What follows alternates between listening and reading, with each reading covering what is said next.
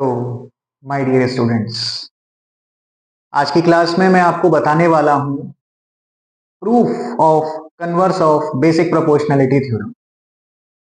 मेरी previous class में मैंने आप लोगों को कन्वर्स ऑफ बीपीटी के बारे में एक्सप्लेन किया था कि converse of basic proportionality theorem या कन्वर्स ऑफ थेल्स थ्योरम किसे कहते हैं। मैं उम्मीद करता हूं शायद वो बात आपको क्लियर हो गई होगी। आज की क्लास में मैं आपको उसका प्रूफ बताने वाला हूं। एग्जामिनेशन पॉइंट ऑफ व्यू से, board exam point of view से it is very very important for all the students. जितनी इंपॉर्टेंट थेल्स थ्योरम का प्रूफ था उतना ही important converse of Thales theorem का प्रूफ है। It can come in your exam. Okay, आ सकता है आपके यहाँ, तो इस पर अच्छे से ध्यान दीजिएगा और फोकस करिएगा। लेकिन इससे पहले कि मैं कन्वर्स के बारे में आपको बताऊं, एक छोटी सी बात है समझाने के लिए जो कि मैं आप सभी से कहना चाहूं। फोकस करिए। जैसे मैंने एक लाइन कंसीडर करी, इस लाइन का नाम है सपोज एल। ओके, और मैंने एक पॉइंट कंसीडर कर लिया पी। एक्चुअली ये जो बात मैं आपको बताने जा रहा हूं ये हमारे प्रूफ में काम आएगी, इसीलिए I am discussing with you. Okay, तो ध्यान से सुनिएगा। ये जो पॉइंट मैंने कंसीडर किया है पी, इसकी डिस्टेंस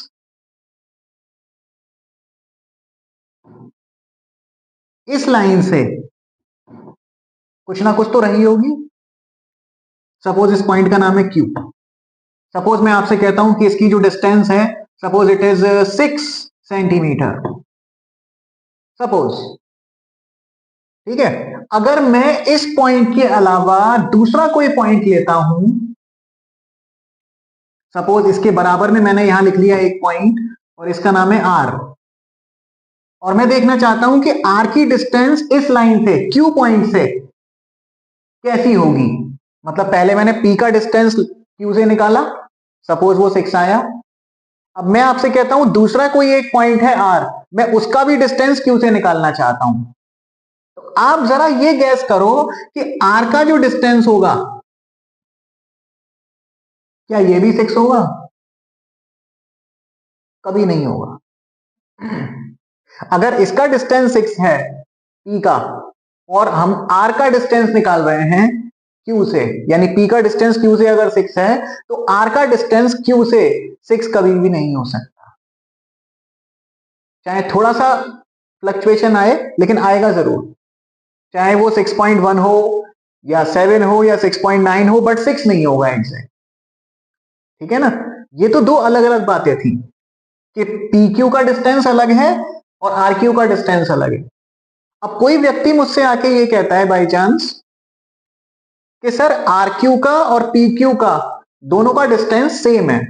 मुझे ये गिवन कर दिया जाए कि आर क्यू और पी क्यू दोनों सेम है, इक्वल इन डिस्टेंस। मेरा मतलब जितना डिस्टेंस पी क्यू का है उतना ही डिस्टेंस आर क्यू का है। अगर ये हमें गिवन कर दिया जाए कभी कि पी क्यू और आर क्यू दोनों इक्वल है, तो ऐसा कब पॉसिबल हो सकता है? ये चीज मैं जानना चाहता हूं। ऐसा जब पॉसिबल हो सकता है केवल एक ही कंडीशन में, जब आर और पी दोनों एक दूसरे को कोइंसाइड कर जाएं, दोनों एक दूसरे को ओवरलैप कर जाएं। ठीक है ना। जब अगर ये दोनों एक दूसरे को, मतलब ये देखने में अलग अलग पॉइंट है, ऐसा जब हो सकता है जब दोनों पॉइंट्स ये अलग अलग ना होके एक ही हो जाए। तो जितना डिस्टेंस पी क्यू का होगा, जितना लेंथ पी क्यू का होगा, उतना ही लेंथ आर क्यू का होगा। यानी पी की डिस्टेंस क्यू से अगर 6 है और अगर आर भी इसके ऊपर आके बैठ जाए पी के ऊपर, तो इसका भी डिस्टेंस क्यू से कितना हो जाएगा? आई होप शायद मेरी बात आपको समझ में आई होगी। ठीक है ना भाई। मैं आपको एक अपनी डेली लाइफ से रिलेटेड एक एग्जांपल देता हूं। ठीक है। एक कोई बच्चा है, एक कोई स्टूडेंट है मान के चलो, जिसका नाम है अशोक। सपोज मान लेते हैं उसका स्कूल का नाम है, काफी स्टूडेंट्स ऐसे होते हैं उनका स्कूल का नाम अलग होता है, घर का नाम अलग होता है। एक पर्सन है, उसका स्कूल का जो नेम है वो है अशोक। ठीक है। और उसका जो घर का नाम है वो है चिंटू, मान के चलो। ठीक है। अब स्कूल में जब आप रिजल्ट लेने के लिए जाएंगे पेरेंट्स अशोक का, ठीक है ना, या कोई भी अशोक का रिजल्ट लेने के लिए जाएगा, तो जो वहां के टीचर्स हैं उसको कौन से ऑफिशियल नेम से जानते होंगे?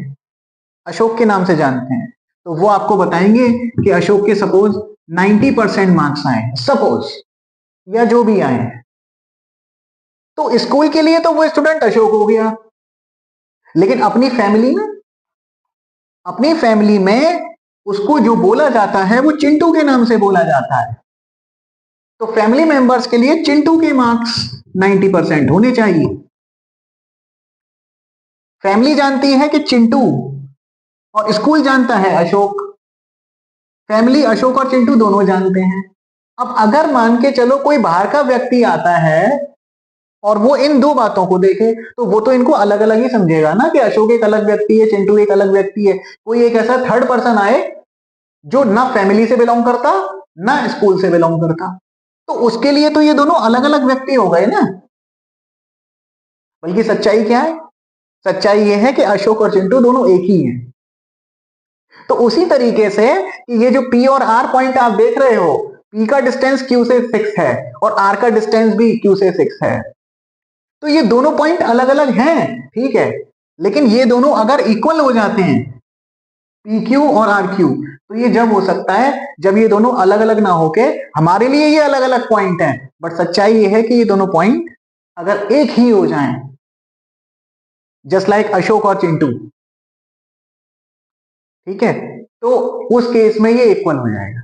यानी अगर आर और पी दोनों कोइंसाइड कर जाएं, तो पी का डिस्टेंस अगर 6 है तो आर का डिस्टेंस भी क्यू से कितना हो जाएगा?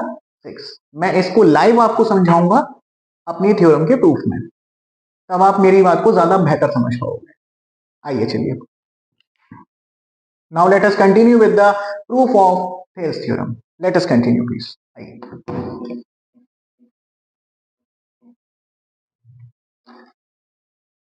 ओके, तो मैंने आपसे क्या कहा था? प्रूफ वाले क्वेश्चंस जो होते हैं मैथमेटिक्स में, उनके 5 स्टेप होते हैं, ज्योमेट्री में खास तौर से। सबसे पहला स्टेप होता है फिगर, तो आई am doing the first step, okay. तो ये हमारा सबसे पहला step,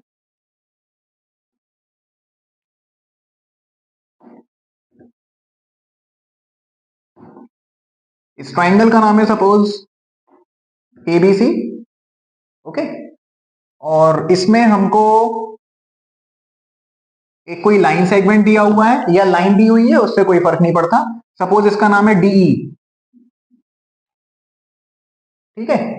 converse of Thales theorem का स्टेटमेंट एक बार रिकॉल करा देता हूं। इसमें हमको गिवन होता है कि कोई एक लाइन या लाइन सेगमेंट ट्राइंगल की किसी भी टू साइड्स को सेम रेशियो में अगर डिवाइड कर रहा है ना, यानी a line intersecting the any two sides of a triangle, a line intersecting the any two sides of a triangle in the same ratio, intersecting any two sides of a triangle in the same ratio, then it is parallel to the third side। यानी इसमें हमें given है कि AD, मैं लिख देता हूं, AD upon BD equal है AE अपॉन CE के। ये तो हो गया गिवन, ये गिवन है, ठीक है ना। कन्वर्स ऑफ थेल्स थ्योरम में रेशियो इक्वल दिए होते हैं, ठीक है, इट इज गिवन। और बेटा हमें साबित करना है, हमें प्रूफ करना है कि ये लाइन जो होगी ट्राइंगल की थर्ड साइड के, भाई ये दोनों साइड तो यूज हो गई, इनको तो इसने इंटरसेक्ट कर ही दिया, तो ये पैरेलल होनी चाहिए तीसरी साइड के यानी बीसी के। यानी ये मुझे प्रूफ करना है कि डीई जो होगी वो बीसी के पैरेलल होगी। वो मैं अपनी प्रीवियस क्लासेस में सारी बातें आपको एक्सप्लेन कर चुका हूं, तो वो मैं उम्मीद करता हूं शायद आपने अगर वॉच किया होगा शायद आपको क्लियर हो गई हो, ठीक है। तो कुल मिलाकर ओवरऑल कंक्लूजन ये है कि हमें इसमें रेशियो इक्वल दे रखे हैं साइड्स के और हमें इनको पैरेलल प्रूफ करना है, ठीक है। आइए, तो सबसे पहला स्टेप हो गई फिगर। दूसरा स्टेप आता है यहां पे गिवन। तो बेटा हमें गिवन क्या है यहां पे? एडी अपॉन बीडी इक्वल दिया हुआ है AE अपॉन CE के। ठीक है, हमारा तीसरा स्टेप वो आता है टू प्रूव, कि आखिरकार हम साबित क्या करना चाहते हैं। हमें प्रूफ करना है कि DE BC के पैरेलल है।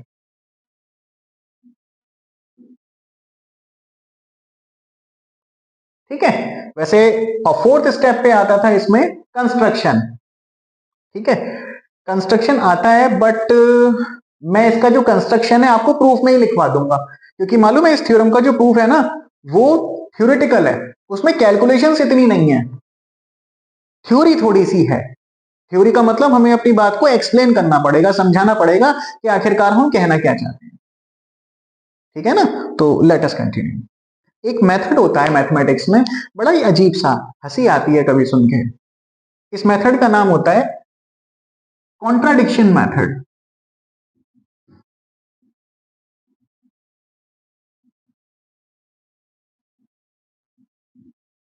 इस मेथड का नाम होता है बेटा कॉन्ट्राडिक्शन मेथड। बड़ा ही अजीब सा होता है, मैं बताता हूं पहले इसके बारे में, क्योंकि थोड़ा सा कहीं उसका यूज होगा इसके अंदर, है ना। वैसे शायद मैं उम्मीद करता हूं आपने मैथमेटिक्स के क्लास 10th के फर्स्ट चैप्टर में रियल नंबर्स में शायद इसको पढ़ा होगा, बट मैं एक्सप्लेन कर देता हूं। जो भी बात हमसे प्रूफ करने के लिए कही जाती है, इस मेथड के अकॉर्डिंग हम पहले उसका उल्टा मान करके चलते हैं, उसके अगेंस्ट जाते हैं। जैसे मुझसे किसी ने कहा कि प्रूफ करिए कि 2/3 एक रेशनल नंबर है। मुझसे क्वेश्चन कहा गया show that 2/3 is a rational number. तो पता है मैं क्या करूंगा इस मेथड के अकॉर्डिंग? मैं एज्यूम करके चलूंगा कि 2/3 रेशनल नंबर है ही नहीं। अगेंस्ट चला गया मैं उसके, और अपनी बातों को घुमा फिरा कर एंड में आके कहूंगा कि नहीं, हम गलत थे, क्वेश्चन सही है, ये रेशनल नंबर ही है। यानी पहले क्वेश्चन के खिलाफ चले जाना, अगेंस्ट चले जाना, और एंड में आके कहना कि नहीं, we are wrong, the question is right, हमने जो एज्यूम किया था वो गलत है, ये रेशनल ही है। इस तरह के बेवकूफी भरे मेथड को या हंसी दिलाने वाले मेथड को हम किसके नाम से जानते हैं? कॉन्ट्रडिक्शन। कि पहले किसी के अगेंस्ट चले जाना, फिर उसके फेवर में हो जाना। ठीक है, तो लेट अस कंटिन्यू। मैं कुछ देर के लिए मान के चलूंगा कि डीई बीसी के पैरेलल है ही नहीं, बल्कि मुझे प्रूफ करना है कि डीई बीसी के पैरेलल है। मैं ये मान के चल रहा हूं डीई बीसी के पैरेलल है ही नहीं। अब भैया एक बात बताओ, डीई बीसी के पैरेलल नहीं है तो कोई ना कोई लाइन तो रही होगी ना डी पॉइंट से जो बीसी के पैरेलल रही होगी। ठीक है ना भाई, सिंपल सी बात है, डीई बीसी के पैरेलल नहीं है ऐसा आप मान के चल रहे हो, अच्छी बात है। तो कोई ना कोई लाइन तो होगी जो डी पॉइंट से पास हो रही होगी और बीसी के पैरेलल रही होगी। मैं 2 मिनट के लिए मान के चलता हूं,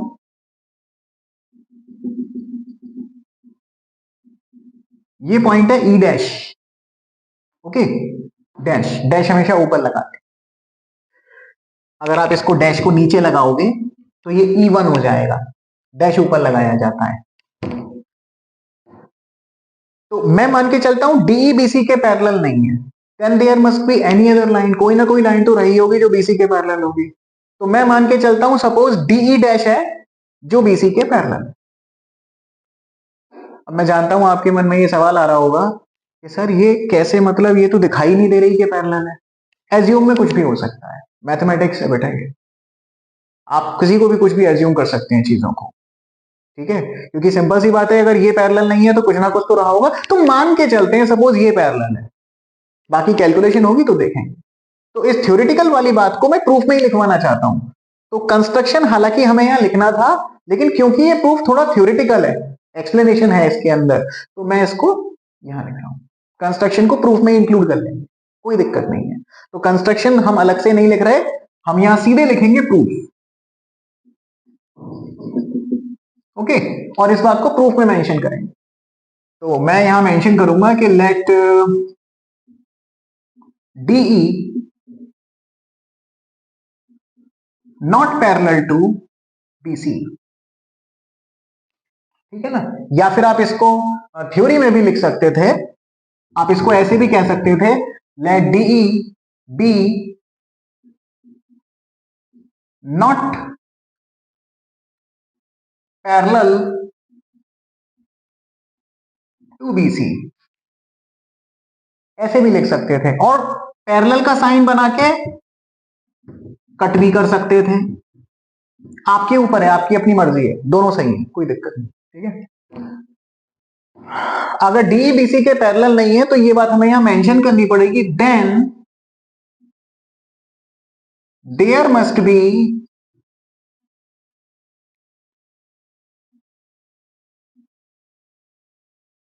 एनी अदर लाइन और लाइन सेगमेंट, कुछ भी कह सकते हो, which is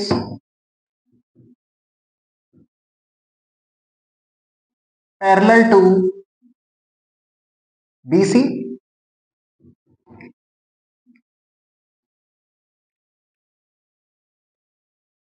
then there must be any other line, इसमें आप ये भी कह सकते हो from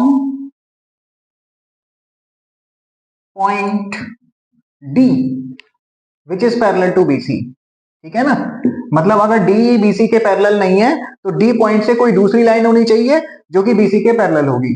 तो हम मान के चलते हैं कि let DE dash parallel to BC।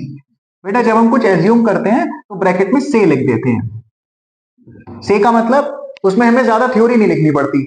ऐसा कह सकते हो कि let us consider a line, ऐसे बातों को बढ़ा चढ़ा कर लिखते हैं ना, तो वो लिखने से बचे आते हैं।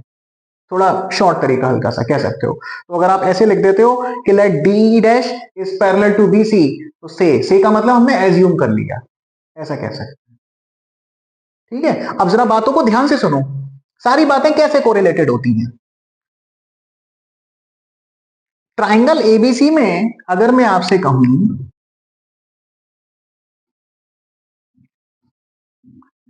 इन ट्राइंगल एबीसी,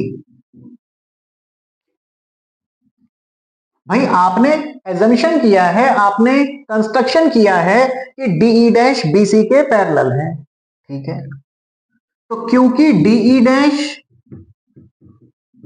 बीसी के पैरेलल है, तो इसका मतलब थेल्स थ्योरम इसमें एप्लीकेबल हो सकती है। क्योंकि अगर आपको याद हो तो बीपीटी बेसिक प्रोपोर्शनलिटी थ्योरम जब लगती थी जब ये लाइन थर्ड साइड के या किस ट्राइंगल की किसी एक साइड के पैरेलल होती थी, ठीक है।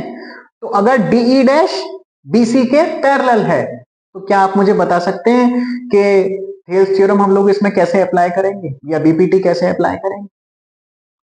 देखो डीई डैश, डी पॉइंट ने ए बी के दो टुकड़े किए, एक का नाम है एडी और एक का नाम है बीडी, और ई डैश ने ए सी के दो टुकड़े किए। ई को भूल जाओ, अभी ई को मत देखो, ई डैश को देखो। ई डैश ने ए सी के कितने पार्ट किए, टू पार्ट्स, ए ई डैश और सी ई डैश। ई को इग्नोर करिए, ई की तो बात ही नहीं हो रही अभी। तो इन दोनों का जो रेशियो है वो इक्वल होना चाहिए। क्यों? क्योंकि डीई डैश पैरेलल है बीसी के। यानी मैं सीधी भाषा में ये कह सकता हूं कि एडी अपॉन बीडी इक्वल होना चाहिए एई डैश अपॉन सीई डैश के। क्यों? क्योंकि डीई डैश पैरेलल है बीसी के, है ना। आई होप शायद आप मेरी बात समझ गए होंगे बेटा। तो आई एम राइटिंग हियर, तो therefore AD upon BD will be equal to AE dash upon CE dash, ये कह सकते हैं। इसका बेटा हमें रीजन देना होता है कि हमने ऐसा कहा क्यों, थेल्स थ्योरम में ऐसा बताया गया था। तो हम यहां मेंशन करेंगे by, actually mathematics is the subject, जब तक आप अपनी बात का रीजन नहीं दोगे आपको फुल आउट ऑफ फुल कभी नहीं मिल सकते, पूरे मार्क्स कभी नहीं मिलेंगे, ये फैक्ट है। तो अपनी हर बात का रीजन देना सीखो, ऐसा क्यों हुआ, अगर दे सकते हो तो। ऐसा स्टेटमेंट थेल्स थ्योरम का है, तो इसलिए हम यहां मेंशन कर देंगे बाय थेल्स थ्योरम। एग्जाम में शॉर्ट फॉर्म लिखने से बचें। अगर आप यहां लिखते हैं बाय बेसिक प्रोपोर्शनलिटी थ्योरम, थोड़ा सा लेंथी वर्ड है, समय ज्यादा लगेगा, तो अधिकतर स्टूडेंट्स क्या करते हैं उसमें बीपीटी लिख देते हैं, शॉर्ट फॉर्म की वजह से हो सकता है मार्क्स कोई काट दे बाई चांस।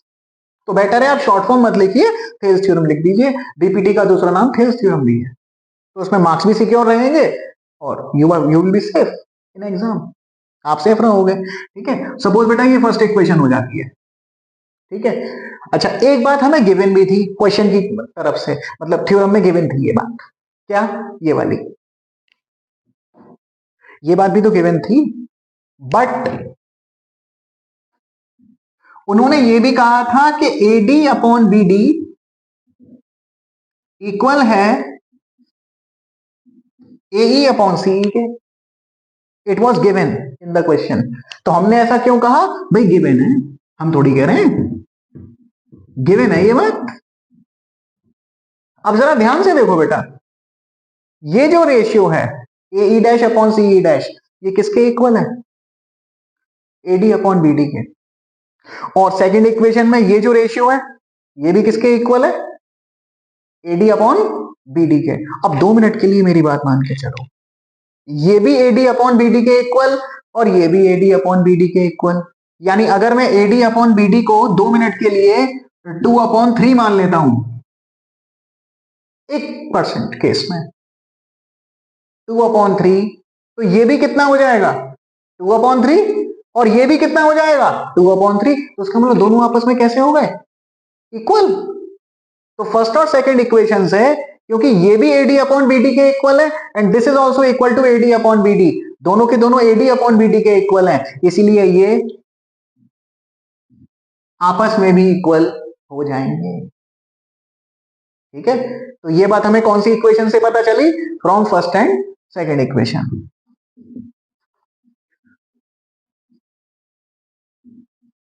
तो from first and second equation हम ये कह सकते हैं AE dash upon CE dash will be equal to AE upon CE। यहां से हम लोगों ने ये कंक्लूजन निकाला। ठीक है, अब आगे इसका क्या करना है, that we will discuss. It is written AE dash upon CE dash और it is written AE upon CE। अब इसका आगे क्या करना है ये हम देखेंगे। अब इसके बाद मैं कुछ और स्टेप्स आपको बताने जा रहा हूं, मुझे उम्मीद है यू विल अंडरस्टैंड। ठीक है ना, आप चाहें तो यहां तक की बातें नोट कर सकते हैं, तो इसे आप नोट डाउन कर लीजिए and further I am going to tell after this. ठीक है, तो अब हमें थोड़ा रब करना पड़ेगा।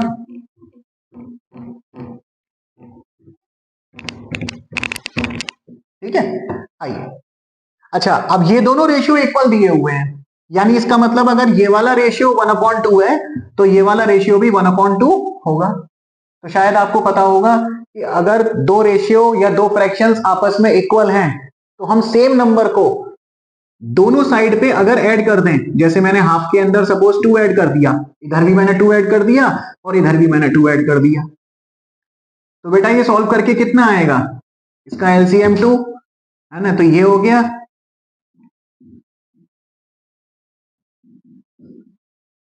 ठीक है ना, I hope you are understanding what I am doing here. ठीक है ना, it is sorry, it is 4, it is 4। Okay, तो सॉल्व करके ये कितना आएगा 5/2 और ये भी कितना आएगा 5/2, 2 ऐड करने पे। ठीक है ना, तो यानी इससे क्या कंक्लूजन मिलता है कि अगर पहले से दो फ्रैक्शंस इक्वल हैं, पहले से टू रेशियोज इक्वल हैं, तो उसमें सेम नंबर को अगर हम दोनों साइड पे ऐड करें तो उसका जो आंसर आएगा वो भी आपस में कैसा होगा, इक्वल। यानी इसका मतलब यह है कि अगर मैं कोई सेम नंबर अगर दोनों साइड पे ऐड करवा दूं तो हमारे रिजल्ट पे कोई भी असर नहीं पड़ेगा। ठीक है, तो सपोज मैं इसमें दोनों साइड पे 1 ऐड कर देता हूं। ठीक है, तो लेट अस ऐड 1, तो इसके लिए हम वर्ड यूज कर सकते हैं इंप्लाइज, इंप्लाइज देयरफॉर की तरह ही काम करता है। ठीक है ना, तो बेटा 1 ऐड करने पे मैं जानता हूं आपके मन में सवाल आ रहा होगा कि सर 1 ऐड करने का हमें क्या फायदा मिलेगा, वो भी पता चल जाएगा। वेट एंड वॉच, देखो समझो बातों को। AE अपॉन, सारे सवालों के जवाब एंड में आपको मिल जाएंगे, एक बार फोकस करो बस, अच्छे से समझो बातों।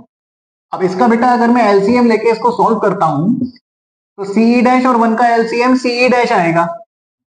अब वही डिवाइड वाली कंडीशन, CE डैश से CE डैश को डिवाइड करूंगा 1 कैंसिल हो जाएंगी, 1 का मल्टीप्लाई फिर AE डैश में करूंगा तो AE डैश,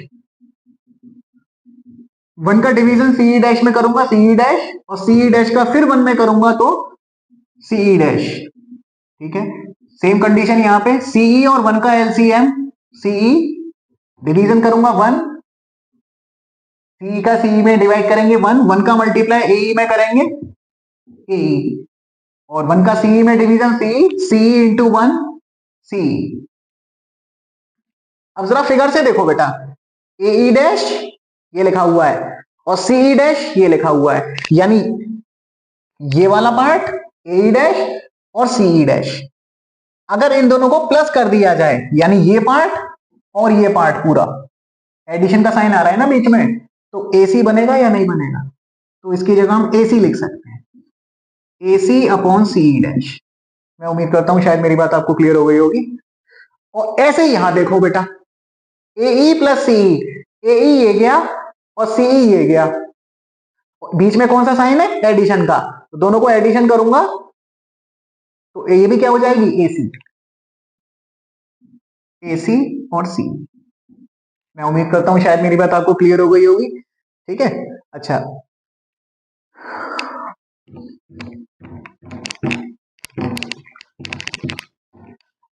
दोनों तरफ हम रेसिप्रोकल भी ले लें तो भी कोई दिक्कत नहीं होगी, और रेसिप्रोकल के लिए मैंने अपनी प्रीवियस क्लासेस में आपको बता चुका हूं, मैथ्स में को सबसे अच्छा वर्ड कौन सा यूज करते हैं? इनवर्टेंडो। ठीक है, तो नाउ बाय अप्लाइंग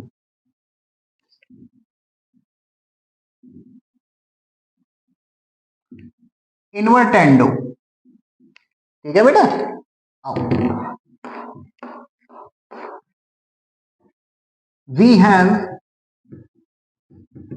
इनवर्टेंडो का मतलब दोनों तरफ रेसिप्रोकल, तो ये इंटरचेंज हो जाएंगे, दोनों दोनों का रेसिप्रोकल हो जाएगा, तो ये आ जाएगा सीई डैश अपॉन एसी, और ये आ जाएगा सीई अपॉन एसी। ठीक है, शायद आपको पता होगा कि अगर हम किसी भी टर्म को यहां से दूसरी साइड पे ट्रांसफर करते हैं, शिफ्ट करते हैं, तो उसका साइन चेंज हो जाता है। एसी यहां डिवीजन में आ रही है बेटा, अगर मैं उसको वहां शिफ्ट करूंगा तो डिवीजन का उल्टा होता है मल्टीप्लीकेशन, मल्टीप्लीकेशन का रिवर्स डिवीजन, प्लस का माइनस, माइनस का प्लस, तो ये डिवीजन में है, इसको अगर मैं उधर शिफ्ट करूंगा तो ये मल्टीप्लीकेशन में चला जाएगा, यानी न्यूमरेटर में चला जाएगा, डिनोमिनेटर में है तो वहां से न्यूमरेटर में चला जाएगा, यानी ऐसे, तो ये आ जाएगा एसी इंटू एसी, और हम जानते हैं ये एसी से एसी हो जाएगा कैंसिल। ठीक है, आप चाहते तो इसको डायरेक्ट भी कैंसिल कर सकते थे, कोई दिक्कत नहीं है, ये तो केवल आपकी समझ में आ जाए इसीलिए मैंने एक स्टेप और बढ़ा दिया उसमें, आपको समझ में आना चाहिए, उसी में हमारी खुशी है। देखिए सी डैश और सी ये इक्वल आ गए, और ये हो जाती है हमारी थर्ड इक्वेशन। जरा ध्यान दीजिए इधर, सीई और सीई डैश ये इक्वल आ चुके हैं। अब ये वही वाली बात पे आ गए जहां से मैंने शुरुआत की थी, ई का डिस्टेंस सी के साथ और ई डैश का डिस्टेंस भी सी के साथ, दोनों इक्वल आ रहा है। आपको याद है मैंने जब ये थ्योरम का प्रूफ स्टार्ट किया था आज ही की क्लास में, तो मैंने एक बात बताई थी लाइन वाली आपको, कि एक पॉइंट है यहाँ पे P और एक पॉइंट है यहाँ पे R, इनका डिस्टेंस Q से सेम कैसे हो सकता है, इक्वल कैसे हो सकता है, बिल्कुल वही कॉन्सेप्ट आ गया यहाँ पे लौट के, ये बात यहां यूज होगी, E का डिस्टेंस भी C से और E डैश का डिस्टेंस भी C से, यानी E का डिस्टेंस C से CE हो गया और E डैश का डिस्टेंस C से वो CE डैश हो गया, ये कैसे इक्वल आ सकते हैं आखिरकार? ऐसा कब पॉसिबल हो सकता है बेटा? हो सकता है ऐसा जब पॉसिबल हो सकता है जब E डैश और E दोनों आपस में कोइंसाइड कर जाए। कोइंसाइड करने का मतलब है कि E और E डैश अलग अलग पॉइंट नहीं है, ये एक ही पॉइंट है, और ये दोनों एक दूसरे पे क्या करेंगे? कोइंसाइड। तो ये रिजल्ट हमारा जब पॉसिबल है जब points E and E dash will coincide each other. इससे ये कंक्लूजन निकलता है। भाई रिजल्ट आया है तो रिजल्ट गलत तो हो नहीं सकता, है ना? तो अब सवाल ये है पॉसिबल कब होगा? पॉसिबल जब होगा जब ये दोनों एक दूसरे को कोइंसाइड करेंगे। तो वी आर राइटिंग हियर, तो इस बात को मैं यहां लिखवा देता हूं, या हम एक पार्ट रब भी कर सकते हैं, आप इसे नोट डाउन कर लीजिए।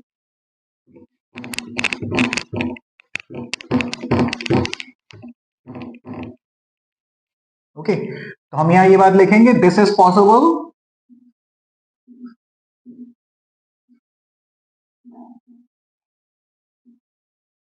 इफ एंड ओनली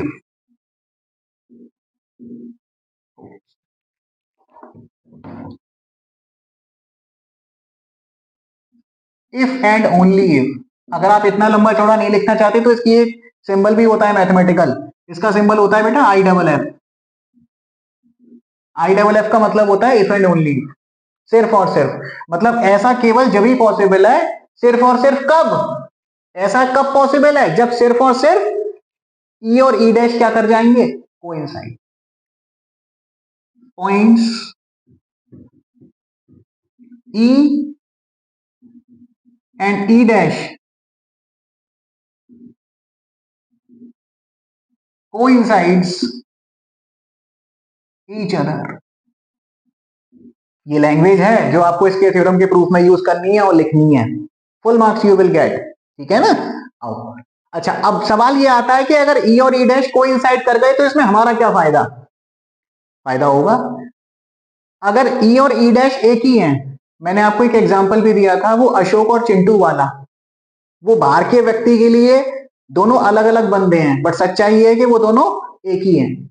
अगर ई और ई डैश कोइंसाइड कर गए तो आपने देखा होगा, हमने एज्यूम किया था कि डीई डैश बीसी के पैरेलल है। पूरा क्वेश्चन, पूरी की पूरी थ्योरम इसी बात पर डिपेंड है। तो क्योंकि डीई डैश पैरेलल थी बीसी के,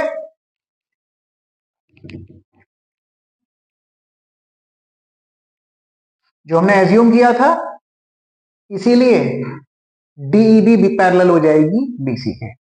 क्योंकि ई और ई डैश दोनों एक ही पॉइंट हैं, तो मैं ई डैश की जगह ई भी लिख सकता हूं, कोई दिक्कत नहीं है। रिजल्ट अशोक का आए या रिजल्ट चिंटू का आए, एक ही बात है, मैं उसे चिंटू बोलूं या अशोक बोलूं, एक ही बात है। तो मैं ई और ई डैश जब दोनों एक ही हैं तो ई डैश की जगह ई भी लगा सकता हूं। तो therefore DE is parallel to BC, और शायद हमें यही बात यहां प्रूफ करनी थी कि डीई बीसी के पैरेलल। तो इस तरीके से पहले हम अगेंस्ट गए कि डीई बीसी के पैरेलल नहीं है, और एंड में आके देखो खुद ही कह रहे हैं कि डीई बीसी के पैरेलल है। यानी पहले क्वेश्चन के अगेंस्ट चले जाना, फिर खुद ही कह देना कि यस इट इज राइट। इस तरह के मेथड को कहीं ना कहीं कॉन्ट्रडिक्शन के नाम से जानते हैं, ठीक है। तो इस तरीके से इसका प्रूफ था। लास्ट में एक वर्ड हम यहां मेंशन कर सकते हैं जब हमारा सॉल्यूशन कंप्लीट हो जाए, हेंस प्रूव्ड। इस तरीके से आपको इस पे फुल मार्क्स मिल सकते हैं अगर आपने ठीक से कोऑर्डिनेट किया। मैं उम्मीद करता हूं बेटा ये थ्योरम का जो प्रूफ है which is very important for you, ये आपको समझ में आ गया होगा। मैं आपको हमारी नेक्स्ट क्लास में थेल्स थ्योरम और कन्वर्स ऑफ थेल्स थ्योरम से रिलेटेड क्वेश्चंस करवाऊंगा कि किस तरह से क्वेश्चंस आते हैं और फिर हम उसे कैसे डिफीट करते हैं। ओके, अगर आपको आज की बातें हमारी समझ में आ गई हो और अच्छे से कॉन्सेप्ट क्लियर हो गया हो तो kindly like, share and subscribe my channel.